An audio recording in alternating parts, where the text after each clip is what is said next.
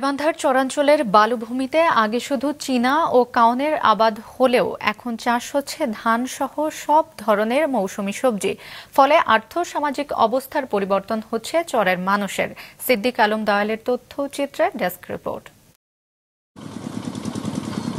কোথাও মাচানে ঝুলছে লাউ, কোথাও বালিতে মিষ্টি কুমড়া। দেখতে সাধারণ সমতল ভূমি মনে হলেও এ চিত্র গাইবান্ধার চরাঞ্চলের। জেলায় যমুনা, ব্রহ্মপুত্র ও তিস্তা নদী বেষ্টিত চর রয়েছে ১৮৬টি। একসময় এসব চরাঞ্চলে শুধু চীনাবাদাম ও কাউনের চাষ হতো।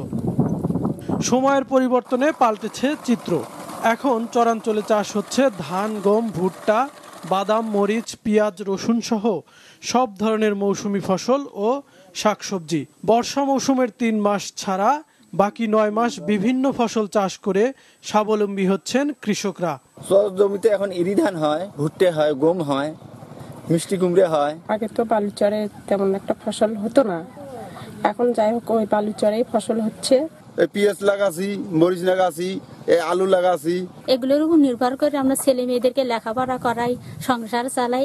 চাষিরা জানান প্রতি বিঘা জমিতে বাদাম চাষে খরচ ৩ থেকে ৩.৫ হাজার টাকা হলেও বিক্রি করা যায় ৫ থেকে ৬ হাজার টাকা। ফলন বাড়াতে কৃষি বিভাগের আরও সহায়তার দাবি তাদের। এ বিষয়ে কৃষি বিভাগও তৎপর বলে জানান সংশ্লিষ্ট কর্মকর্তা। আমরা তো এবি বালুচর আমরা খালি রাখি না, যতটুকু পরিশ্রম করে আমরা কাজ করি, যে ফসল ফলাই, তাতে আমরা এই কিছু উপকৃত হই। আর কৃষি অফিসার লোক যদি আমাদের এখানে আসতো তাহলে আমরা আরো উপকৃত হতাম। বিভিন্ন ধরনের সবজি সহ প্রায় ২০-এর অধিক ফসল এখন পুরা চরাঞ্চলে মানুষকে স্বপ্ন দেখাচ্ছে।